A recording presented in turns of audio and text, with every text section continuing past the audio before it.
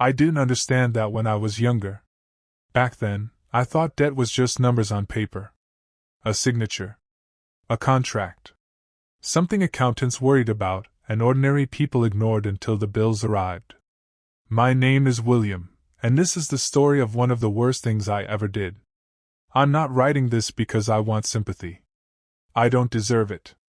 I'm writing because I've spent years replaying the events in my head, and maybe putting them into words will finally force me to look at them honestly. At the time, I was 32 years old, broke, angry, and convinced the world owed me something. My small construction business had collapsed after a string of bad decisions and a recession that hit our town hard. I was drowning in unpaid invoices, overdue rent, and calls from creditors who somehow always seemed to know exactly when I was sitting down to eat. Every morning started with anxiety. Every night ended with calculations. How much did I owe? How much time did I have left before everything fell apart completely? The idea for the crime didn't arrive all at once. It started as a conversation. A man I knew casually, someone who always seemed to have money despite never appearing to work, made a comment over drinks one evening. "Most people trust paperwork more than people," he said. At the time, I laughed. A few weeks later, I realized he was right. That realization became an obsession. I began noticing how easily people accepted official-looking documents. How quickly businesses reacted to letters, invoices, account statements, and legal notices. Nobody questioned them unless something looked obviously wrong. And that was when the thought first entered my mind. What if I could create a debt that didn't exist? Not steal money directly. Not rob anyone. Just convince people that an obligation existed when it never had. At first, I treated it like a fantasy, a desperate man's daydream. But desperation has a way of turning impossible ideas into reasonable ones. Looking back, I can pinpoint the exact moment I crossed the line. It wasn't when I committed the crime. It was when I stopped asking whether I should do it and started asking whether I could. And once that happened, everything else followed. A few days after that conversation, I started looking at my financial problems differently. Until then, I'd been focused on finding money. Now I was focused on creating the appearance of money. The scheme centered on something surprisingly simple: fake debt records. I knew several small suppliers and subcontractors who were struggling to keep track of paperwork. Most of them relied on spreadsheets, emails, and stacks of printed invoices. Their systems weren't exactly sophisticated. I told myself I was only researching. That's the lie every criminal tells at the beginning. Late at night, I'd sit at my kitchen table studying invoice formats, payment notices, and collection letters. I compared fonts, logos, signatures, and account numbers. The more I learned, the more possible the whole thing seemed. What scared me wasn't how difficult it was. It was how easy it looked. Soon I had a rough idea: create documents showing that a legitimate company owed money to another business. If the paperwork looked authentic enough, I might be able to redirect payments before anyone noticed. Even writing that now makes me feel sick. At the time, though, I felt something else. Hope. And that was the most dangerous part. Once the idea took hold, I stopped thinking like a desperate businessman and started thinking like a fraudster. That's a difficult thing to admit, but it's the truth. I spent the next few weeks gathering information. Nothing dramatic, just details. Business names, addresses, payment schedules, contact lists, and copies of invoices that had passed through my hands during previous jobs. Most of the information was easy to find if you knew where to look. The more I learned, the more confident I became. Confidence is dangerous because it disguises itself as intelligence. I convinced myself I was being clever when, in reality, I was drifting deeper into a crime. I created a separate email account and bought a cheap prepaid phone with cash. Every step felt strangely professional, almost like setting up a legitimate business. That illusion made it easier to ignore what I was actually doing. At night, I'd rehearse explanations in my head. If anyone asked questions, I'd have answers ready. By then, the plan wasn't hypothetical anymore. It had structure. And once a crime has structure, it's only a matter of time before someone decides to carry it out. The moment a plan becomes real isn't when you execute it. It's when you make a decision that can't easily be undone. For me, that moment came on a rainy Tuesday evening. I sat in my apartment surrounded by printed documents, old invoices, and handwritten notes. Over the previous weeks, I had assembled enough information to create a believable paper trail. All that remained was putting the pieces together. I remember staring at my computer screen for nearly an hour before doing anything. Part of me wanted to shut it down and walk away. Another part kept reminding me about overdue bills, collection calls, and the possibility of losing everything. Eventually, I started creating the documents. Each file looked ordinary. That was the goal. No dramatic claims, no outrageous amounts of money. The numbers had to be realistic enough that nobody would immediately question them. As the paperwork took shape, I felt an unexpected sense of pride. Looking back, that feeling disgusts me. I wasn't building something useful, I was constructing a lie. When I finished, I printed the documents and laid them across the table. For the first time, the scheme looked real. And that realization both terrified and excited me. For several days, the documents sat untouched in a folder. I kept telling myself I was still deciding. In reality, I was waiting for the fear to fade enough for me to act. It never did. The fear stayed exactly where it was. I just learned to ignore it. The first step was almost disappointingly ordinary. No dramatic break-in, no secret meeting, no cinematic moment. Just a routine business interaction that blended into dozens of others happening that day. That was what made it so dangerous. People expect crimes to look suspicious. They rarely expect them to look boring. I remember my hands shaking afterward. Not because anyone had noticed anything, but because nobody had. The lack of resistance felt surreal. I had spent weeks imagining questions, challenges, and scrutiny. Instead, everything moved forward without incident.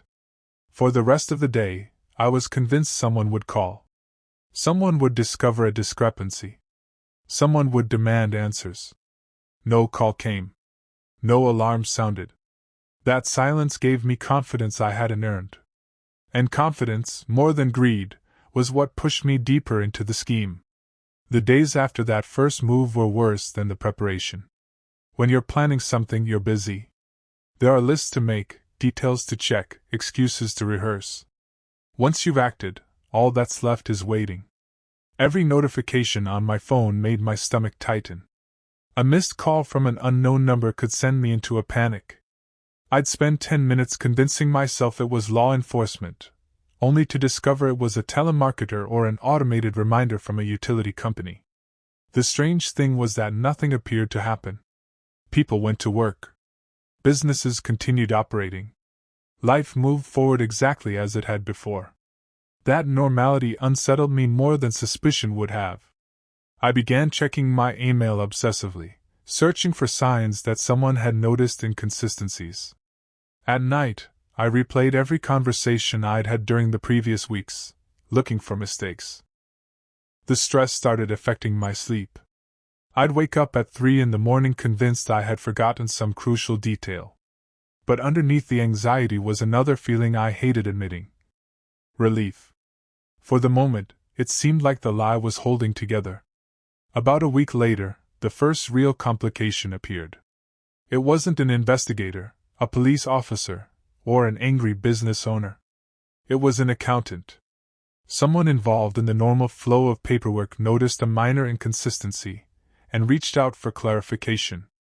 The question itself was simple, almost routine, but it caught me off guard because it wasn't one of the scenarios I had prepared for.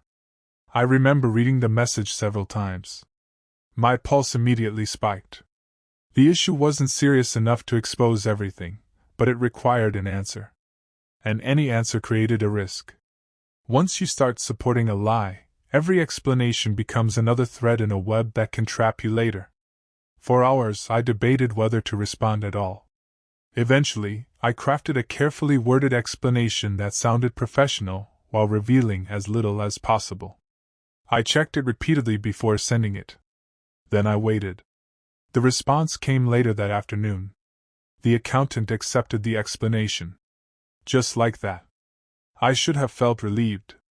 Instead, I felt something worse: confidence. Because every time a lie survives scrutiny, it becomes easier to tell the next one. And that's exactly what happened to me. After the accountant accepted my explanation, something changed inside me. Up until that point, I had felt like an outsider forcing a scheme forward through sheer effort. Now it seemed as if the process was moving by itself. The paperwork circulated, people responded to it, and conversations happened without my direct involvement. That should have been a warning. Instead, I treated it like proof that I had succeeded. I became less cautious. Not reckless, exactly, but comfortable. I stopped questioning every step and started assuming things would continue going my way. Looking back, that was the most dangerous phase. One afternoon, I overheard two people discussing the very obligation I had invented. They spoke about it as though it were completely real. They debated timelines, responsibilities, and expected payments. I stood there silently, pretending to focus on something else. It felt surreal. A debt that had never existed was now influencing real decisions made by real people. For the first time, I understood the true scale of what I had done. Yet even then I didn't stop. Instead, I convinced myself that backing out would create more problems than continuing. That rationalization carried me further than I ever intended to go. The first serious warning sign arrived when two companies involved in the paperwork began comparing records more closely. At first, I only heard fragments of conversations. Someone couldn't find a document. Someone else remembered a different payment schedule. Small discrepancies that would normally be forgotten suddenly became important. I felt the pressure immediately. The problem with a fabricated debt is that it has no real history. Genuine transactions leave traces everywhere: emails, phone calls, meetings, signatures, and memories. A lie has to imitate all of those things, and sooner or later it starts running out of details. For several days, I lived in a constant state of tension. Whenever my phone rang, I expected accusations. Whenever I opened my inbox, I expected questions I couldn't answer. The worst part was that I had no control anymore. The story existed in other people's hands now. They were examining it, discussing it, and trying to make sense of it. One evening, I received a message asking for additional documentation. I stared at the screen for a long time. Providing more documents meant creating more lies. Refusing could raise suspicion. For the first time since the scheme began, I genuinely believed everything might collapse. That message kept me awake most of the night. I knew I had reached a crossroads. If I stopped cooperating, people would wonder why. If I continued, I would have to expand the deception and create evidence that should never have existed in the first place. By morning, fear had given way to rationalization. I told myself I only needed to solve one more problem. Just one more document, one more explanation, one more step. That's how people get trapped. They don't usually commit to the entire disaster at once. They commit to the next small decision. So I created additional records. I spent hours making them consistent with everything that had come before. Dates matched. Reference numbers matched. Every detail was designed to survive a casual review. When I finally sent the material, I felt physically exhausted. Then something unexpected happened. The questions stopped. At first, that felt like a victory. But as the days passed, the silence became unsettling. People don't stop asking questions because they've lost interest. Sometimes they stop because they've started investigating independently. I couldn't prove that was happening. Still, the feeling wouldn't leave me. For the first time, I began imagining what would happen if someone uncovered everything. A few weeks later, I found myself sitting in a conference room I never should have been in. Several people from different sides of the dispute had gathered to discuss the debt. By then, the issue had grown larger than I anticipated. What started as paperwork had turned into real business decisions, delayed payments, and mounting frustration. I wasn't officially the center of attention, but I knew I was standing on a fault line. The meeting lasted nearly 2 hours. Most of it was ordinary discussion, dates, invoices, obligations, and missing records. But every time someone mentioned a document I had created, I felt a jolt of panic. I remember one man flipping through a folder and frowning. My heart nearly stopped. He studied a page for several seconds before moving on without comment. Nobody else in the room realized how significant that moment felt to me. By the end of the meeting, no one had exposed the fraud. Yet I left feeling worse than before. Listening to honest people spend hours trying to solve a problem I had invented forced me to confront something I had avoided. The victims weren't companies. They were people. And people were paying for my lie. The meeting changed everything. Before that day, I had convinced myself the situation was manageable. Stressful, yes, but still under control. Afterward, I began noticing signs that the matter was being taken more seriously. Requests for information became more formal. Questions became more specific. People stopped accepting vague explanations. One afternoon, I learned that an internal review had been started to determine how the disputed obligation had appeared in the records. Hearing that sent a wave of cold fear through me. For the first time, I wasn't worried about a single document. I was worried about the entire chain. Investigations work differently from ordinary conversations. Instead of looking at one piece of information, they compare dozens of pieces at once. Small inconsistencies that seem harmless on their own suddenly become obvious. I started reviewing everything I had done, trying to identify weaknesses. There were too many. Sleep became nearly impossible. I would lie awake imagining investigators tracing emails, comparing dates, interviewing employees, and reconstructing events. The irony was unbearable. The debt itself had never existed. Yet the consequences were becoming very real. And deep down, I suspected the truth was moving toward me faster than I could escape it. The call came on a Thursday afternoon. It wasn't dramatic. No sirens, no officers at my door, no urgent demands. Just a polite request to meet and discuss some inconsistencies that had surfaced during the review. The calm tone made it worse. People expect confrontation when they're in trouble. What I got instead was professionalism, and that left me nowhere to hide emotionally. For the next several days, I barely functioned. I rehearsed explanations while driving. I imagined questions while eating. Every possible conversation played through my head hundreds of times.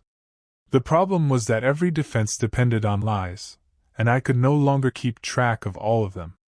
When the meeting finally happened, the atmosphere was polite but unmistakably different from before. The people asking questions already knew a lot. They weren't searching for information. They were comparing my answers against information they already had. That realization hit me hard. For the first time, I understood that the issue was no longer whether someone suspected fraud. The real question was how much they had already proven. And I wasn't sure I wanted to know the answer. The meeting lasted less than an hour, but it felt much longer. At first, the questions were routine. Dates. Communications. Documents. The same topics I'd discussed before. I answered carefully, trying to remain calm. Then they started presenting evidence. One discrepancy by itself wasn't devastating. Neither was the second. But each inconsistency connected to another, and another after that. Piece by piece, the story I had constructed over months began to unravel. The moment that broke me wasn't dramatic. Nobody shouted. Nobody threatened me. One of the investigators simply placed several records side by side and asked me to explain how they could all be true at the same time. I couldn't. For a few seconds, nobody spoke. The silence felt heavier than any accusation. I realized I had reached the end of the road. There was no clever explanation left, no missing detail to invent, no way to repair the damage. Eventually, I admitted enough for them to understand what had happened. Walking out afterward, I felt strangely empty. The fear that had dominated my life for months was finally over. In its place was something worse. The certainty that I had caused all of this myself. In the end, the consequences weren't limited to money, paperwork, or legal trouble. Those things mattered, of course. The investigation uncovered the fraud, the fabricated debt was erased, and I was held accountable for my actions. But the punishment that stayed with me the longest was losing the ability to see myself the way I once had. For years I told myself I was a decent person who had simply run into bad luck. This experience forced me to confront a harder truth. Bad circumstances didn't create my choices. They only revealed what I was willing to do when pressure became unbearable. Looking back, I understand the meaning of that sentence now. A fictitious debt is an obligation that no one took on, yet somehow everyone ends up paying for it. The businesses paid for it through wasted time and resources. Employees paid for it through stress and uncertainty. I paid for it through the consequences that followed. If anyone reading this is standing at the edge of a decision like the one I made, don't tell yourself it's temporary or harmless. Small lies grow faster than you expect. And once they start affecting other people's lives, the bill always comes due. Even when the debt was never real in the first place.